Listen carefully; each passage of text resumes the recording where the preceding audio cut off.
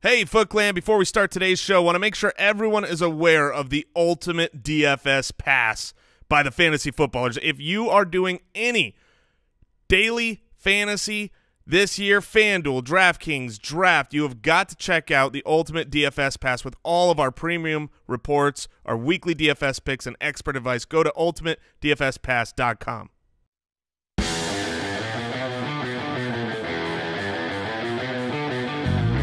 Welcome to the Fantasy Footballers Podcast, coming to you from the Redraft Studios with your hosts, Andy Holloway, Jason Moore, and Mike Wright.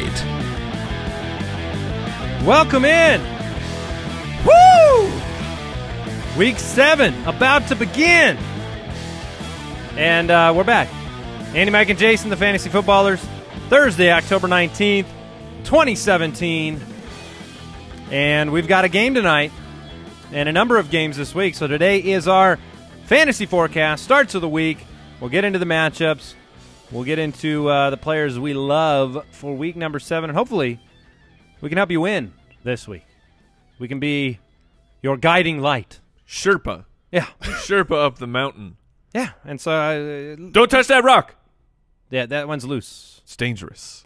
Jason, how are you feeling this morning? Oh, a bit disheveled? Well, to be fair, that's pretty par for the course. Feel disheveled most mornings. No, it's his default state. I feel great.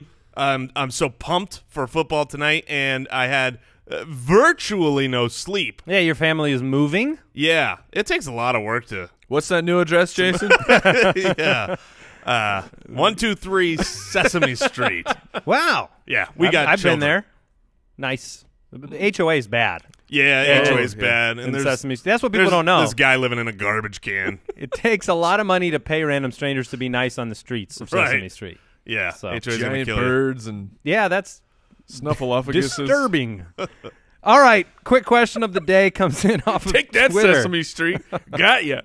This one comes in from @Padams36. He says, how does your approach to waivers, trades, start-sit decisions change based on your record? And we could throw in there redraft, keeper, dynasty. How does your philosophy change? Maybe you're in a couple of leagues. Maybe one of your teams is 5-1, and another league you're 3-3.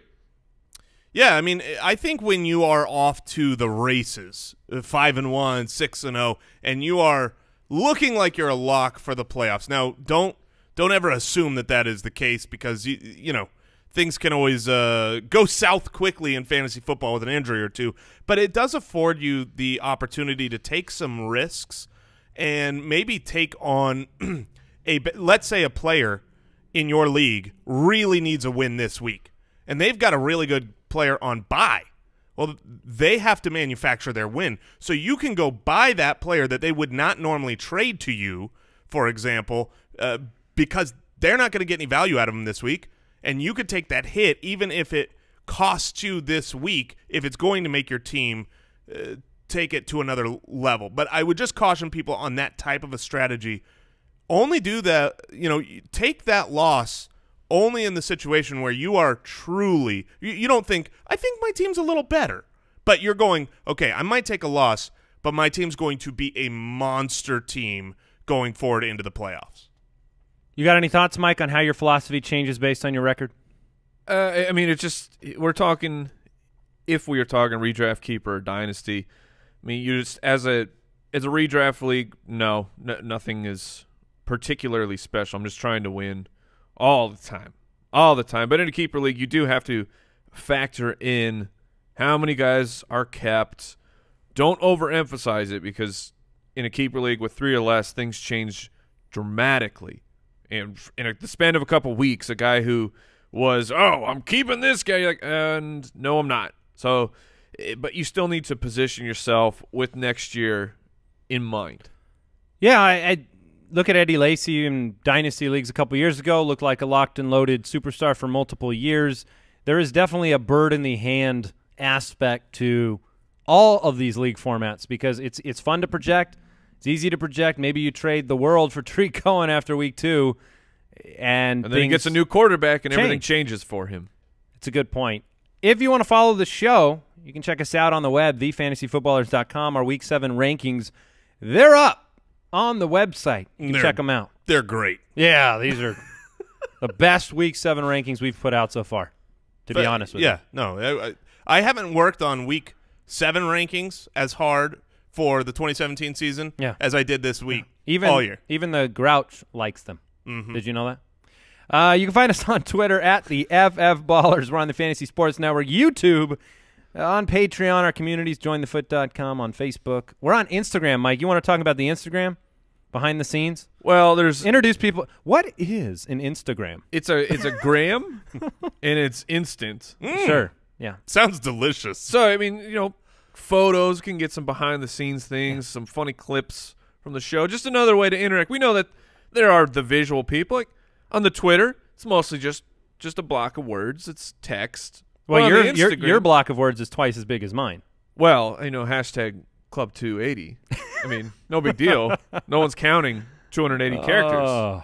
No, well, whatever. But of course, Instagram.com/theFFBallers, or just search the FF Ballers. Come join us over there. Are you going to be? Is there going to be like a Mike's tattoo stream happening on that anytime soon? Maybe. Why have you not gotten any fantasy football related tattoos? That's a great question. I mean, it doesn't make sense to me. Because things change too fast to tattoo your body. You would have Robert Griffin III all over your body for a couple of years. That's called mistakes are made. Oh, you want a signed T.Y. Hilton or Devontae Adams jersey? Go to footclangiveaway.com. Let's go ahead and get into the news. News and notes from around the league. That Beanie Wells tattoo? Yeah. I mean, I have a Beanie Wells jersey. I regret that enough. I can't even imagine permanently marking my body. Okay. All right. I just thought you were an all-in kind of guy. I do have 11 on my back, though. For Larry? Yep. You got the full jersey tat on the back? Yeah, it's been long enough. I guess we used to joke about Jeremy Hill being tattooed all over your body. And then I had to scrub it off with a rock. Yeah. You'd rather have a big scab than Jeremy Hill on your body at this point. Yes. All right, Andrew Luck. This is big news, guys. Not good. Not good. If you didn't, I didn't want to talk about it. He's experienced soreness he's had a setback. Soreness in the arm, in the shoulder. So now the question's coming in, can you drop Andrew Luck? If you're in a redraft, do you drop Andrew Luck? And what are we expecting going forward? Because there are rumors of him not playing in 2017 now. Yeah, if I don't have an IR spot, then I think I would drop Andrew Luck at this point. He has waited so long, and they have taken every step along the way to be as cautious as possible, and then to have the setback this deep into a season where I do realize that division, even with how Houston's looking, the Colts are still in the mix, but I have a feeling 3 weeks from now, which would be, I imagine, like the earliest fathomable time that Andrew Luck would be back, the Colts are probably going to be close to out of the race for that division. So if that's the case, do you bring Andrew Luck back for the last 4 games of the season if it's not going to help you? That division's wide open. No, I know it is right now, but the team's I don't think it's going to change. I mean, they're not that bad compared to the division. I mean, every team has a problem in that division, and you've had a defense in Houston that's gotten much worse. What are all the teams 3-3? Something to that degree. One's 3-2, the others are 3-3. I mean, you're right. The odds of Luck's relevance have reduced tremendously, regardless of record. Yeah, and if you don't have that IR spot, then it's difficult to take up a piece of – you are playing handicapped against all of your league mates. One less flyer spot at a great handcuff running back that could explode with an injury. Would you rather have a Corey Davis or an Andrew Luck? Would you treat it the same way, though, if we thought Aaron Rodgers was coming back for that same span, potentially? Well, I think the problem is we don't know what that same span is. If we knew, okay, he's coming back in 3 weeks, then I would keep holding him. But when you've had a setback after 7 weeks missed with just practice. Yeah, it's unfortunate for T.Y. Hilton owners. It's unfortunate for Moncrief investors, for those that love relying on pieces of the Colts, you can't rely on them. We've seen Hilton have big games, and then we've had him disappear. He's been very inconsistent with Brissett. Andre Ellington and Kelvin Benjamin not only didn't practice on Wednesday, didn't practice on Thursday. So both have missed time. Tomorrow's our official in and out segment. However, Kelvin Benjamin missing 2 days, a week at, not being on the injury report the last 2 weeks. I guess it adds to my Devin Funchess love for this week. Yeah, it's really interesting that he's appearing now. So at this point, it's just watch him closely. We were not expecting this to happen. Yesterday could have been, that Veterans Day off mindset, but today players get it doesn't Wednesday seem off that all way. the time. But when you miss a Thursday, then you go, oh, okay. Let's see if he gets a limited practice in. Otherwise, you're scrambling for an option at this point. DeMarco Murray didn't practice. Say like that. I'm not worried about it. That's just DeMarco Murray dealing with a hamstring, getting Wednesday off. Who would you rather start, DeMarco Murray or Derrick Henry this week against Cleveland? DeMarco Murray. I would still rather start Murray at this point. You guys have any other news you want to get into before we talk matchups?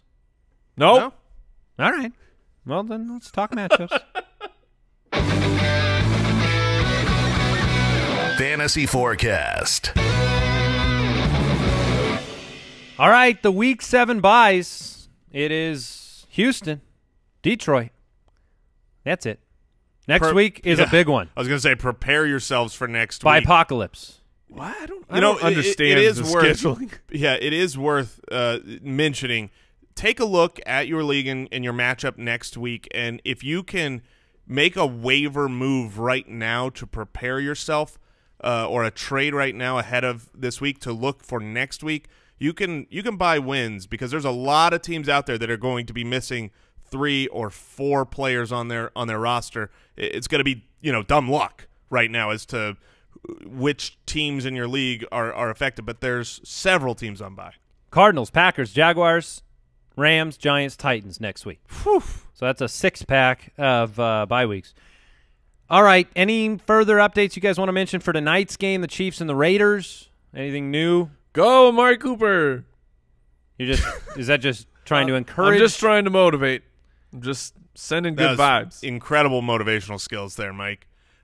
Yeah, I should be a professional motivator. When my dad always encouraged me, he'd just say, "Go, Andy Holloway." Right. And look how far you've come. Go where? Where am I supposed to go? The Tampa Bay Buccaneers travel to Buffalo to take on the Bills. There's no line in this game yet because we don't know if Winston or Fitzpatrick are starting.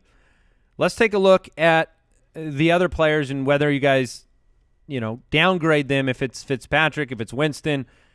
Doug Martin, he's locked and loaded. LaShawn McCoy, he's locked and loaded. The running backs, you don't have to question that situation. Mike Evans, you're starting him. Absolutely. Yeah, but we've talked a little bit about Nick O'Leary, the tight end for Buffalo. We've talked about Cameron Brate. Are those guys both must-start plays this week? Week 7, Nick O'Leary, Mr. What is he? Mr. Very Necessary. Very necessary. Well, because when you replace Mr. Necessary Charles Clay, you got to upgrade it. Because if you lose a necessary piece, now you're scrambling. You're in trouble. You need something that's very necessary. If O'Leary goes down, is it Mr. Accidentally? Is that the next guy that comes in? It's Mr. Very, very necessary. That makes sense. Yeah, quite contrary. Yeah, Cameron Brate's he's a weekly tight end 1 start. Nick O'Leary, I'm okay streaming it because the Bucs, their pass defense has just been. I mean, they're beat up their defense is beat up. Missing players, but not performing. So I'll take advantage of that. If I'm scrambling for a tight end, I've said the word scrambling many times today. I've noticed. If I am, did you have some eggs this morning? That's what I was wondering. No, maybe that's why. I didn't have the eggs. Needed the eggs. I need the protein. Scramby. Extra scramby. Nick O'Leary is an absolutely fine tight end play because I expect him to get 5 for 30 to 50 yards. Yeah, I mean, we've seen Tyrod Taylor always utilize that position with Charles Clay out. And we joke that he's Mr. Necessary because there aren't good weapons there. Zay Jones has disappointed on every possible level so far, and Jordan Matthews is out. Now, I did want to bring up Jordan Matthews as a guy that I think you should look to pick up on your waivers if you are in need of a wide receiver. He might start this week. That's too early to be determined, but I'm speaking more for the following weeks. If Charles Clay is out, I think Jordan Matthews, who looked good in his very limited time, right? Caught the touchdown, exactly, and went out with a thumb. Yeah, I think he's an absolutely worthy waiver wire pickup who's available on probably the majority of rosters right now.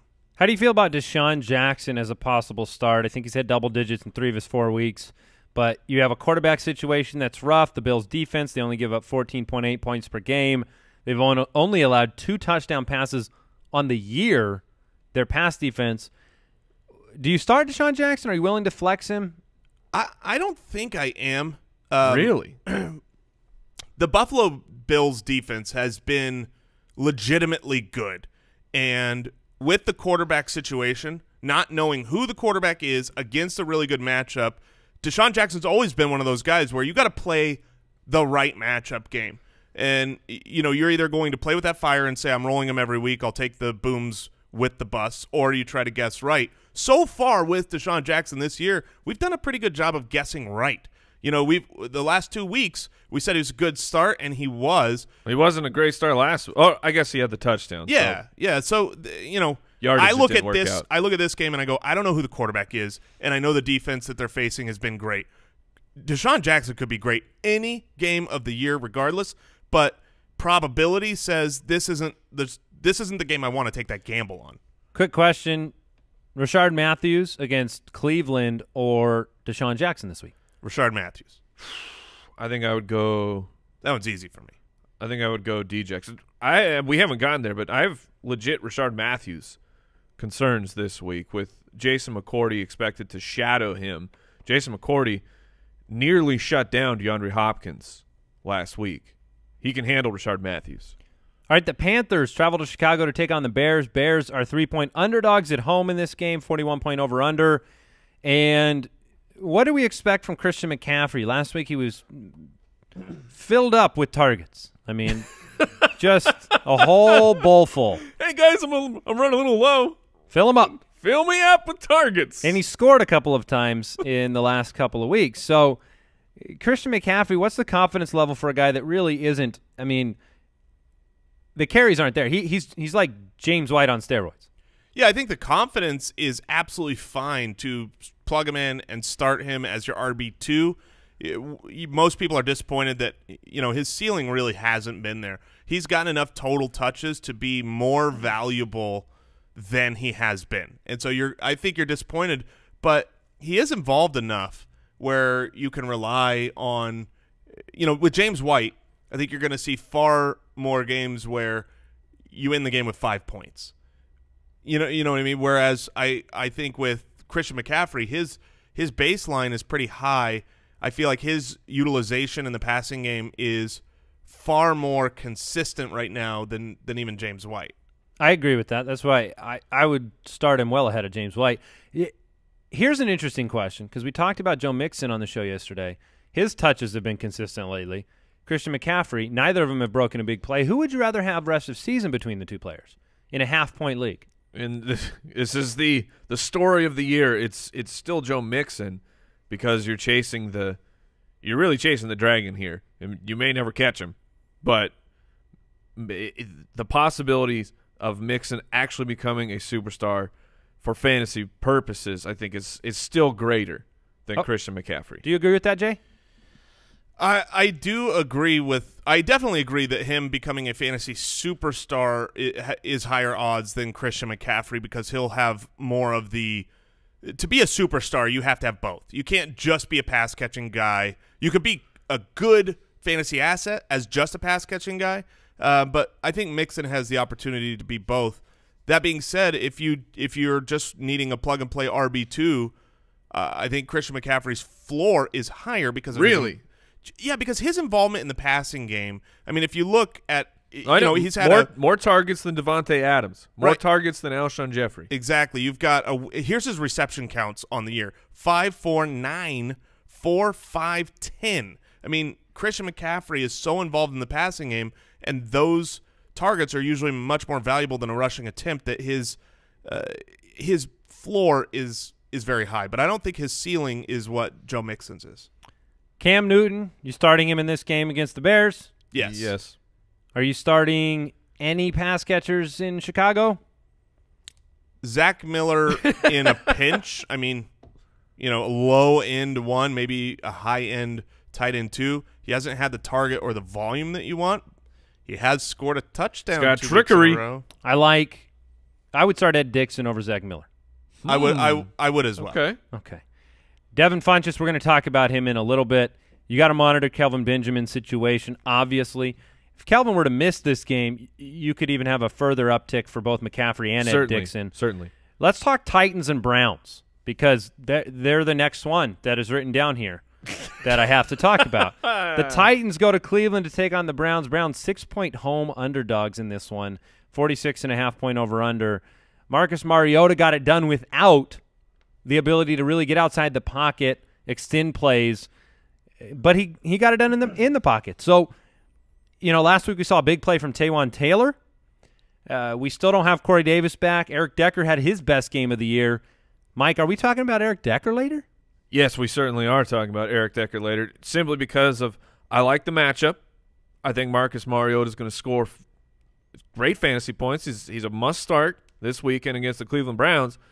But here, DeAndre Hopkins, 12 targets, 4 targets against the Cleveland Browns. I know one of them turned into a touchdown. He's DeAndre Hopkins. That's fine. You play him every week. But Rashard Matthews is likely to see the matchup that Hopkins just had. So I'm just saying that the Decker love is really a pivot away in a game where I expect the Titans to handle the Browns. Yeah, the Marcus Mariota looked pretty good last week, even though he was immobile and stuck in that pocket. I think coming up against the Browns, who have, or as Carson Palmer calls it, normal. Right. Yes. Coming up against the Browns have been surprisingly good against the run. Not great, but they've been middle of the pack, which for the Browns is fantastic. And but when you look at how many fantasy points they're giving up to the quarterback position, it's through the roof. So it's got to go somewhere. I think some of it is if DeMarco Murray plays. I like DeMarco Murray because of the fact that he's a pass catcher as well. Also, Delaney Walker. I love Delaney Walker this week. He'd be my start of the week if he wasn't an auto start. Right. But he's going to be great. Delaney Walker last week looked like he was trying to catch a knuckleball on every play because he was just out of range on every single play, end zone targets, sideline targets. It seemed like he was targeted a ton. The results weren't there, and he was trying so hard to jump a little higher, but it didn't happen. Deshaun Kaiser's back in the what is that? The cockpit of the plane going down in Cleveland. I heard a stat from Adam Schefter. It was the Cleveland Browns have had 20 quarterbacks in the last 43 games. That's unbelievable. That's incredible because my brain wanted to hear years, and then and I was like, "Oh, okay." But you're going with the games. That's what I'm talking about. I mean, they're flip flopping, but at this point, versus the Titans, who are beatable, are you willing to stream Deshaun Kaiser? He's had a couple of really successful fantasy games. Only in a 2-quarterback league. I wouldn't take the gamble in a single quarterback league. There's just too many options I would feel safer this with. week? Yeah. This week is pretty gross. The floor for Deshaun Kaiser is basement level. It's the sub-basement. Yeah, it's the -2, get pulled, Cody Kessler It's the journey to in. the center of the earth. What about the running back situation? For the Browns? For the Browns. It's Duke Johnson and no one else right now. I mean, Crow, you can – I would be willing to start Crow. If you're the Abdullah owner, I mean, sure. You're willing to start him? I am willing to start him. I realize he's disappointed everybody. But if he was drafted in the 11th round, people would be saying, you gotta pay attention. He's getting double-digit carries. Last week, 12 for 58. And the Tennessee Titans run defense is nothing special. So I'm not saying you should start him. He's saying, hey, you want 5 points? Start Isaiah Crowell. I think he'll get nearer to 10 points. Near to 7? Near 10 points this week. 5 to 7? Poor Isaiah Crowell. High praise. Get it done, Crowell. Before we move on to the Saints and Packers, want to thank today's sponsor, Pristine Auction. The Pristine Auction, the place to go for all your sports memorabilia. The signatures are always authentic over at Pristine Auction. We've been talking about Evan Engram on the wall here in the studio. If you jump on the YouTube, you can see it. I don't think we're talking about it enough because I love Engram so much, so very much for fantasy football that I said, I got to get a signed jersey of Evan Engram, and boom, Pristine Auction's got it covered. They got new stuff every single day. Every day. I mean, I don't know if people are understanding this, that there is new stuff. Not a few, like 500 new pieces it's a day. not 3 items a day. It's a truckload of new things every day. I'm currently looking. I've been looking over the last few days for certain Arizona Cardinals things, and it is truly different. Every single day there are brand new things. It's not just a phrase. It's true. So go check it out. It's PRISTINE auction.com. Making the account is completely free, and when you do that, let them know that the Fantasy Footballers sent you. Also want to thank NetSuite for sponsoring today's show. Look, this message is for the business owners out there, my fellow business owners. Tell me if you said any of these things. Why is it taking accounting so long to close out the books? How come I'm not getting sales info on a real-time basis? We beat our revenue goal, but we lost money. What do you mean we're getting audited?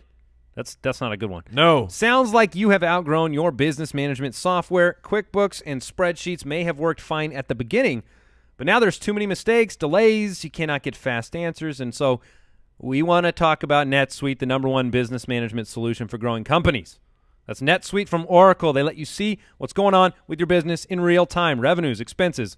This is like live scoring in fantasy football. You can run your business from a dashboard on your phone, and with hands-on help, you're up and running fast. That's why thousands of companies use them. It's the last system you're ever going to need. So you go to netsuite.com/fantasy to get your free guide called Overcoming Your 5 Obstacles to Growth. That's netsuite.com/fantasy to get your free guide and find out how NetSuite can simplify your life. Go to netsuite.com/fantasy. Well, it's time to move on to the Saints and the Packers and Let me. Andy's almost upset of the week. We were in the middle of the previous matchup, and my eyes looked down and saw that this was Andy's almost upset of the week, and my eyebrows, they went north. They're off your face. They explode. My face is it's exploding. a Bert and here. Ernie situation. They So, packed the Andy, bag and said, I'm out of here. I'll tell you what, your track record lately of your almost upsets of the week have been unbelievable. I mean, you're just you're on fire. So explain to me what you're seeing here, because when I see this, I don't know right now how I just don't see the Packers. I fear in this game. I fear for the safety. I fear for the emotional well-being, emotional health of Brett Hundley after this matchup. You both will understand soon. All right. This is a 5.5-point underdog at home in the Packers. This is Drew Brees on the road, not just the road.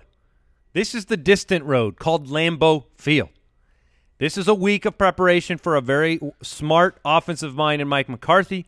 This is a very capable backup who has 3 years behind Aaron Rodgers, who has flashed in the preseason, has flashed and had opportunities to extend and create plays, who I believe is actually a pretty talented player.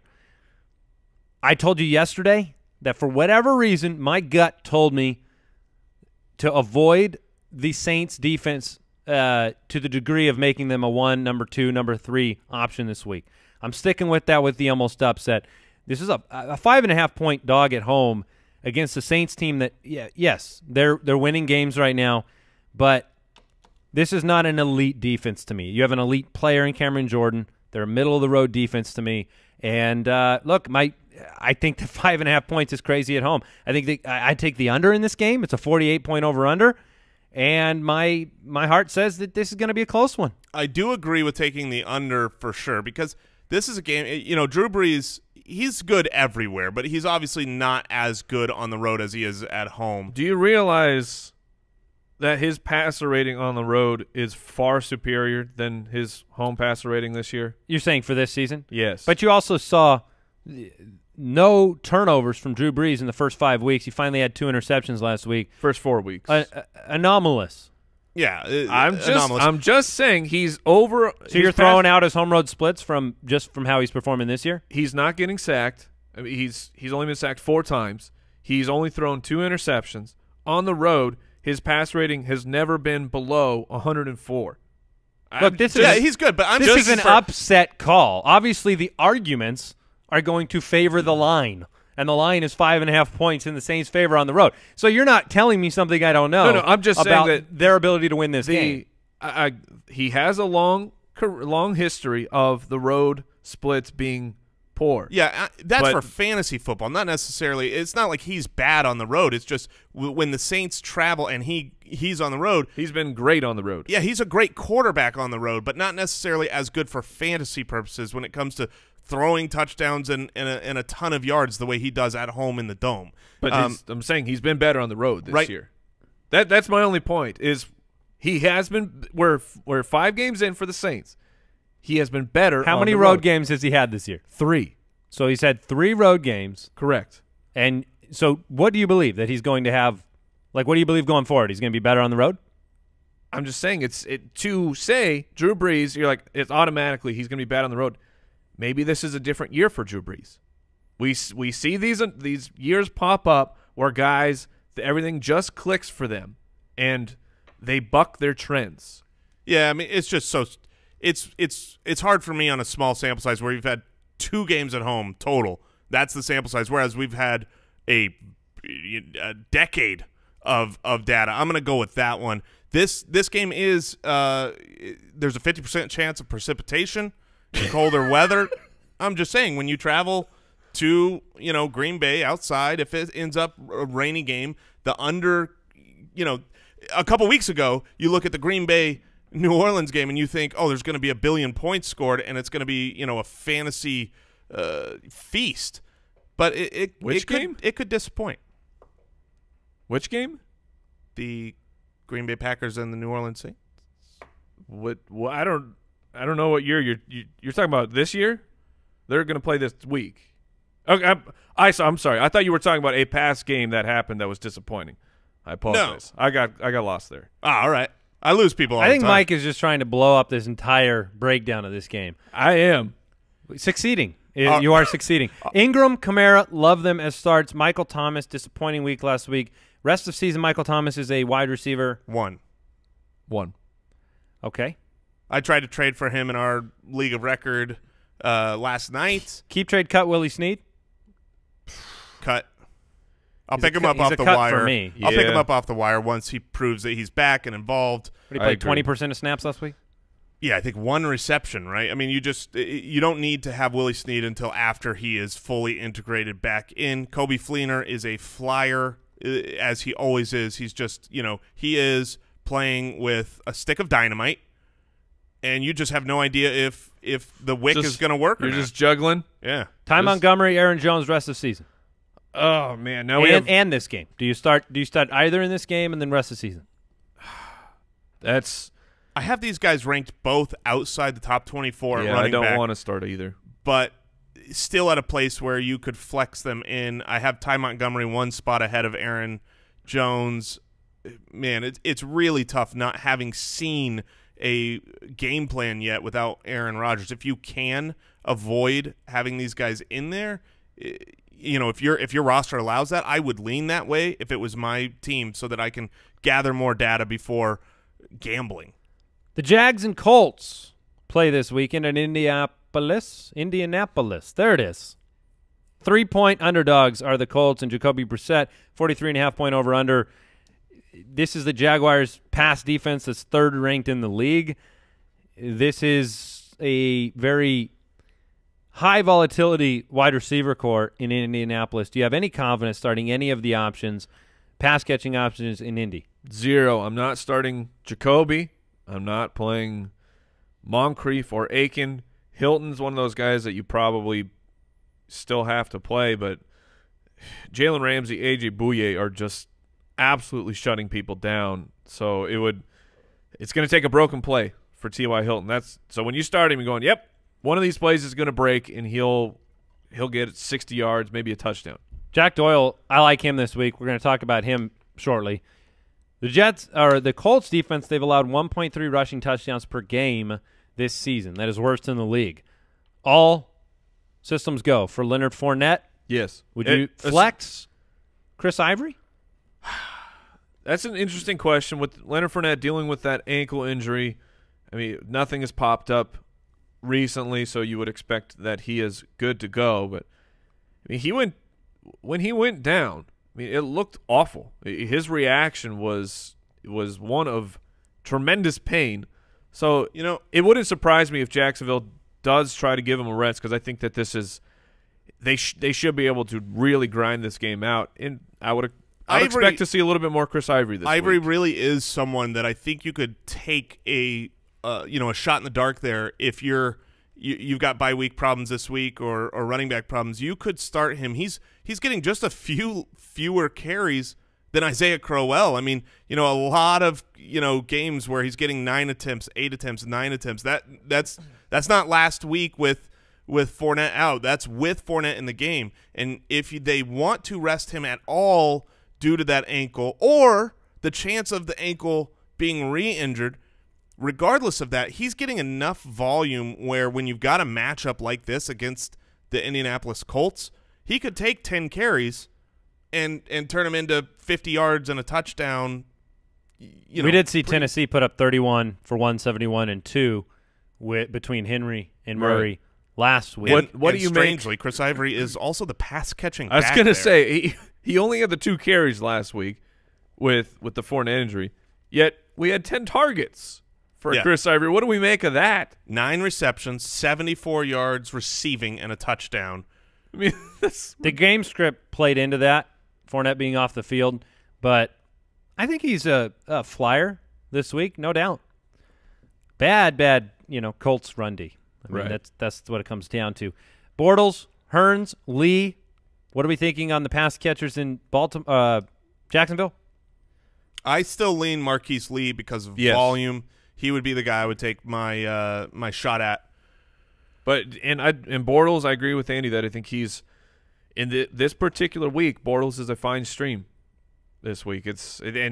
I apologize. I did not give the warning that if you're operating heavy machinery, we're going to say something positive about Blake Bortles and maybe playing him in fantasy football. It's a little too late. You're already smushed. The accidents I'm sorry. were caused I'm yesterday. I'm sorry. It's great that you have a coach that always wants to avoid any fantasy football success for Blake Bortles. Like, that's the goal every week is I want to come out here and make him as useless for fantasy as possible because then he's not throwing the ball. But, yes, this matchup, it's going to come down to whether Indianapolis can get on the board, I think, against Jacksonville's defense because then you have to throw the ball a little bit. Could be a back-and-forth game. If they shut down Brissett, they shut down the passing game. Yeah, that's my worry is because I do think they are going to shut down Indianapolis. And so if they are able to run the ball 100% of the time, then obviously the value's capped there. On the flip side, Gore, Marlon Mack. Would you rather play Mack or Ivory? Because I think I'd rather play Mack. I would rather play Mack.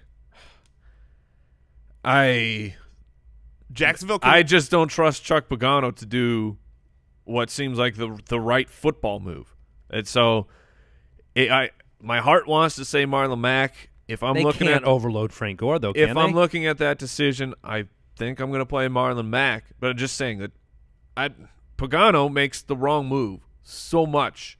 Yeah, you joke that it could be Matt Jones. That's what I'm saying. And it really could be, which is just disgusting. That's where we are. You're like, it could be Matt Jones, which is ridiculous. If Matt Jones ends up as the second running back, then Chuck Pagano needs to be just straight fired on the spot. And I will not be surprised. And that's why you have the hesitation in your voice. Yes. I'm starting Marlon Mack. I believe that he's going to fight his way in. The Cardinals.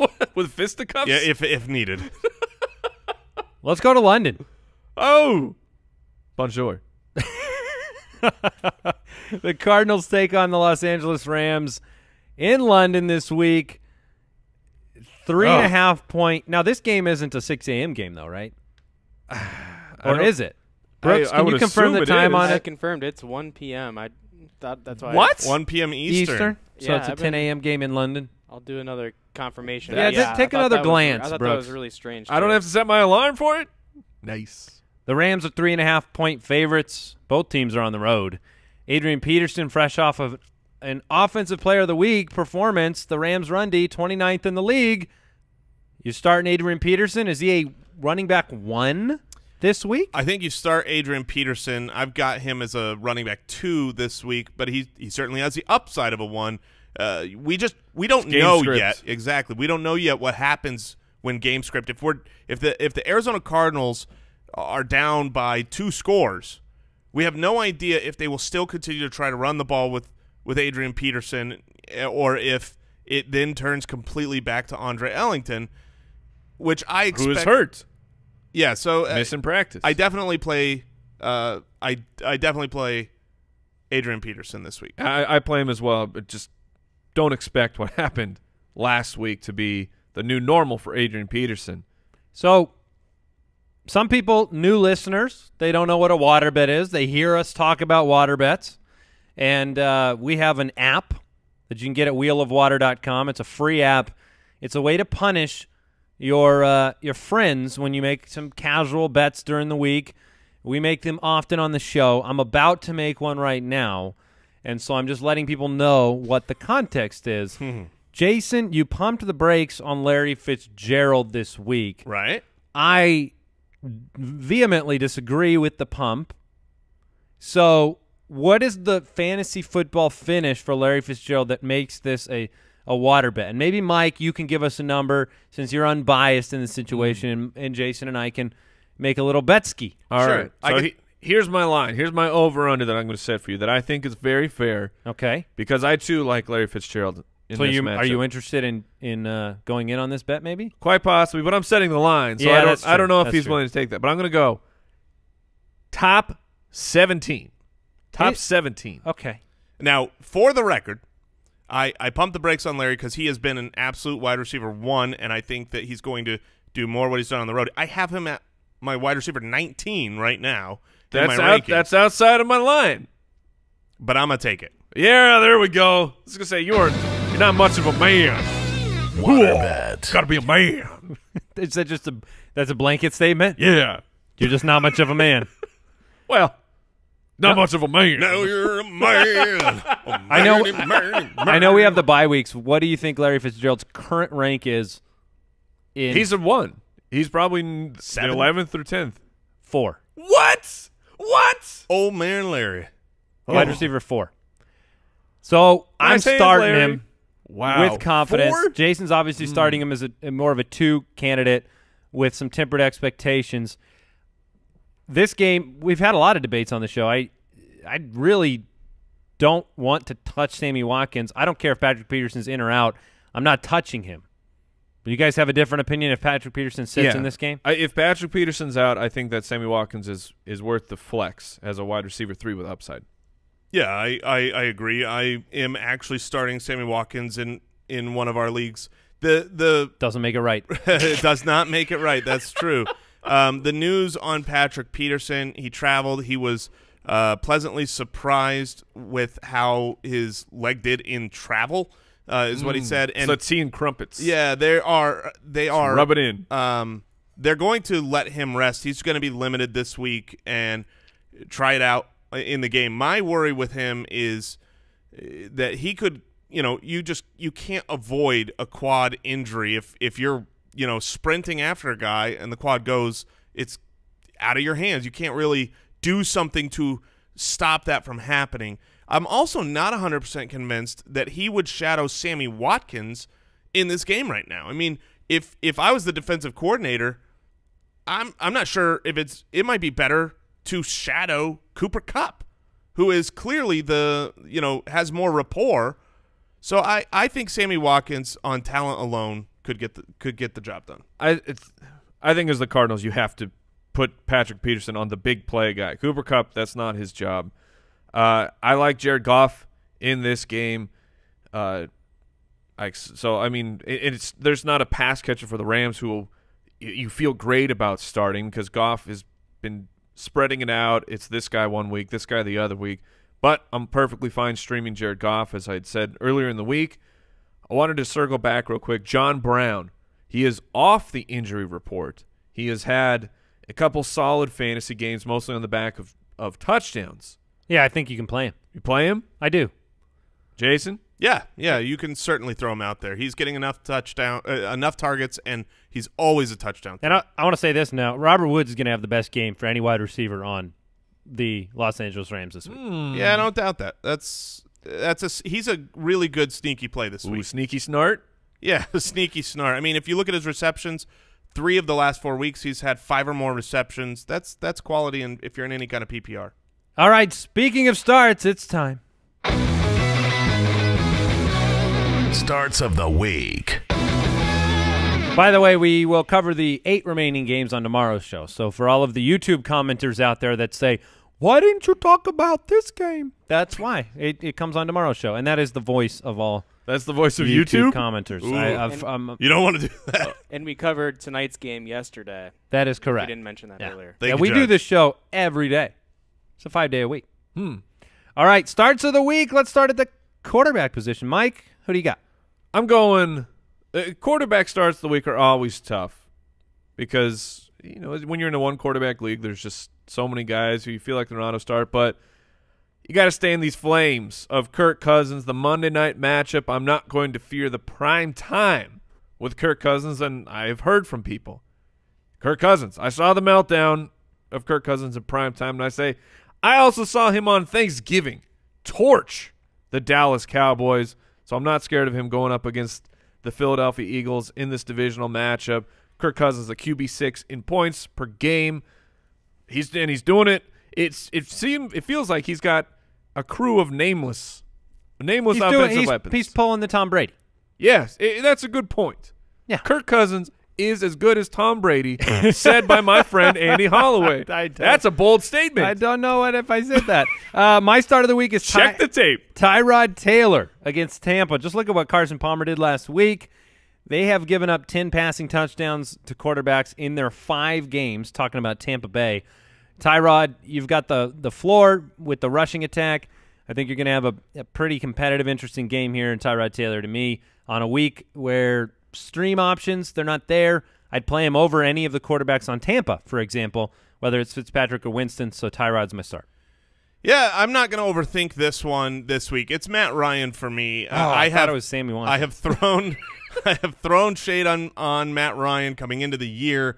And, look, a lot of people Andy thinks, everyone in the world is going to start Matt Ryan. I think there's going to be people out there that, because they've experienced what Matt Ryan has done lately, which is really not help your team. He's got 6 touchdowns in the last, or 6 interceptions in the last 3 games, only 6 touchdowns on the season, and we're entering into week 7. So he has not been good. He's the 23rd ranked quarterback on a points per game basis on the season. But don't overthink this. The New England Patriots defense has been super bad, and we keep waiting for them to get it fixed, but every time I watch the game and look at the film, I go, they just suck. I mean, they're broken plays. You go, oh, well, that was because of a broken play. But you say that every 5 minutes. So if their defense does not have it together. You just got that piece of the vase glued back on. They are, and then it breaks again. The Patriots are the 32nd out of 32 teams against the quarterback position. They're giving up an average of more than 10 points on top of every week. The quarterback that plays gets an extra 10 points on top of their average. I'm starting Matt Ryan. Fire him up. Couple of updates for you. Marquise Lee did not practice again on Thursday. So that would be a rotation to Allen Hurns if Lee were to miss the game. Bilal Powell not practicing again. Sterling Shepard is practicing and is expected to play against the Seahawks. Ooh. And Jordan Matthews is practicing as well. So Sterling, he's not more than a wide receiver 3 with maybe 2 upside against Seattle. It's not a good matchup. Correct. All right, running back start of the week. I'll kick it off. I'm going to go Tevin Coleman. Look, Tevin Coleman, at least 9 carries in the last 2 games. He vultured a touchdown from Devonta Freeman last week, and he gets to take on that very breakable New England Patriots defense. Look, he normally makes his hay in the passing game and the red zone. The Pats are 29th in the league against running backs. You can do a lot worse than Tevin Coleman this week. If I had Coleman and Freeman, I'd play them both. I'll go with C.J. Anderson this week. A lot of people aren't excited to play him. They worry about the eyebrows are up. My eyes are wide. Yeah, you worry about the three-headed, beast, the timeshare, what's going on. He only got 9 carries last week. He still has 3 games with over 20 carries in 3 out of the 5. They had their bye week already. They can't take those away. And they can't take those away. They still got him. Last week was this really weird week that, as Mike says, you have to crap up and get rid of. The thing is they were down, and they brought in the pass-catching role with Booker and tried to shake things up. But they lost that game when they only gave C.J. Anderson 9 carries. This week they're going up against the Los Angeles Chargers. They are very, very beatable on the ground. When you look at the amount of yards given up, when you look at like points against the running backs, certain teams they give it up on the ground, and certain teams they give it up through the air to the running back position. So they look like they are, really bad against running backs, but the reality is they've got a good game to stop the run. They just lose on those screen passes. But this is a matchup that I think fits C.J. Anderson perfect. There's only been one game all year where they haven't given up over 100 rushing yards to the opposing team. There's been a game where they give up 200 yards rushing on the ground to the opposing team, and 3 out of the last 4 weeks a touchdown on the ground. I think C.J. Anderson, don't be afraid. I'm giving you the confidence to start him. Man, I really, really don't have the confidence in C.J. Anderson. What's the line for a water bet on that one? I would say finish inside the top what? You give me the line. Ooh. Top 15? Start of the week. He's your start of the week. He is my start of the week. We got a 17 on Larry. Let's go 17 here Oh. on CJ. Water bet. And willy-nilly. I went back and forth in my head. I'm like, do I just let you say your piece on CJ and we move on? I just want to voice my own opposition to it because it's a 3-headed monster. And I don't think that there was a report this morning that they're going to ramp up carries for Jamal Charles. So I'm just not as confident as you. We'll see what happens in Los Angeles. Mike, who's your running back start of the week? I'm giving an attaboy to a man who's kind of in the shadow right now after Mark Ingram had his monster game, but it's Alvin Kamara, running back for the New Orleans Saints, 10th most targets at the running back position over the course of the year. This is the first time he actually got double-digit carries with Adrian Peterson out. And people are looking, well, the targets weren't really there last week. Don't worry. They're coming. The Green Bay Packers will be beat handedly, like I said, handedly by the New Orleans Saints. And Alvin Kamara will be a benefactor of this. Drew Brees is having a great season, like I had talked about earlier on the road. We're actually getting good Drew Brees. So Alvin Kamara will be a benefactor of that. I like him a lot in this Mike, game. I love your start. Thank you. All right. Great job, Mike. Wide I feel receiver. like that was actually a backhanded compliment to Jason. That wouldn't be a compliment. That was just a backhanded slap. Yeah, I couldn't think of the right phrase, but it's like a you shook my hand and on the release, backhanded Jason. Yeah, I felt it. I love your start, Mike. Devin Funchess is my wide receiver start of the week. Great start, Andy. Last week, he matched Kelvin in snaps. He had 9 targets. He only had 3 catches, but the targets were there. I love seeing him line up on every single play. This is something we aren't used to seeing with Devin Funchess in years past. And without Greg Olsen, maybe without Kelvin Benjamin, I mean, this guy could be a very wide receiver 2 level player this week. So I think a touchdown's coming his way. All right. My wide receiver start of the week is Alshon Jeffrey. Been disappointing a lot of guys. Right now he's the 23rd ranked wide receiver, which is pretty good considering who he has faced. Literally this year we are coming into week 7, and he has had great opposition week in, week out. He's already faced Josh Norman once, Marcus Peters, Janoris Jenkins, Patrick Peterson, Hayward. Now this week it's Washington again. Josh Norman, there's rumors that he might be able to get back in this week for the Monday Night Football game. That being said, he has not yet resumed running. So You haven't resumed running? right, but you're going to play. Does he know how important running is to the game of football? Pretty important. So if you're without Josh I Norman, plan on skating this or week. if you're with a less than 100% Josh Norman, He's Alshon got a Jeffrey, folding chair. Alshon Jeffrey is Don't throw it to this spot. This spot is on lockdown. he's a beast in general. I think he's going to break out this week. Carson Wentz has just been on fire. It's a home game in prime time. I think Alshon Jeffrey, he's going to have a party Monday night. The image of a DB pulling out a lawn chair and plopping it down and but in full uniform, just sitting in the chair in the secondary. You enjoying it? It is incredible. Join me on this vision quest, ladies and gentlemen. My start of the week is Eric Decker. I've already kind of given my piece on why I'm not a fan of Rashard Matthews this week. I am chasing the Eric Decker points. I think that Marcus Mariota's limited mobility also plays into Eric Decker. He's the short and intermediate guy. He's going to get targets because Mariota has to get the ball out quicker. And I'm not saying Eric Decker's a wide receiver 1 this week. I'm just saying he is a startable wide receiver 3, has upside, one of the most prolific touchdown pass catchers of the past 5 years. So I like Eric Decker this week. All right, tight end, I'm going with Baby Hands Doyle. See, I cannot approve of Baby Hands Doyle. Despite your hate. Have you seen him hold a cheeseburger? Despite your hate last week, he was 7 for 50 and a touchdown. The cheeseburger looks gigantic. He was a focus of Jacoby Brissett. The week before his concussion, he had 5 receptions. hands. Jacksonville covers up the wide receiver well, so I'm going Jack Doyle. I think he can do it. Baby Hands is a great nickname. Almost as good as the Goose, and I am starting the Goose. Now keep in mind, this is a little dangerous because the reason the Goose got the nickname the Goose was his Which goose is Hunter egg. Henry. Yes, I don't know Hunter, if you've said that. Hunter Henry, tight end for the Los Angeles Chargers. Week 1, he goes out against Denver, and they game planned against Denver, apparently without remembering that Hunter Henry was on the team.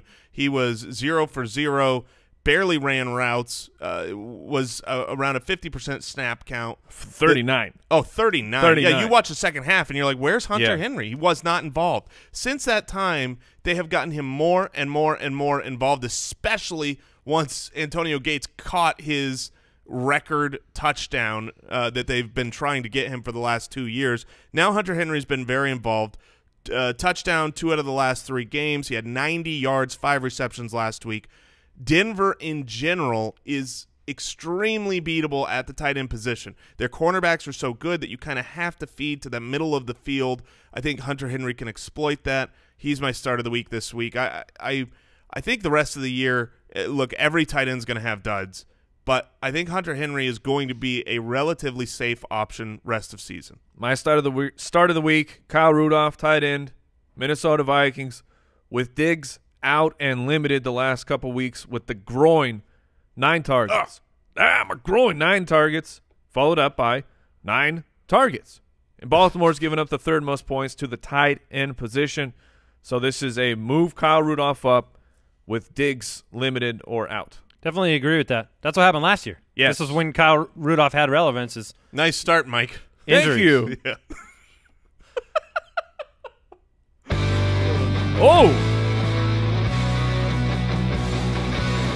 Jason Moore's ironclad, locked and loaded, 100% guaranteed boom boom kicker of the week.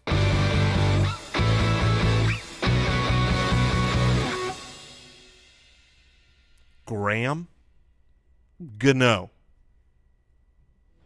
That is it for today's show. Thanks for tuning in to the Fantasy Footballers. We'll be back with tomorrow's the rest of the matchups on tomorrow's show. Fun fact, that was 2 more words than should be spoken about kickers. Goodbye. Draft.com/ballers.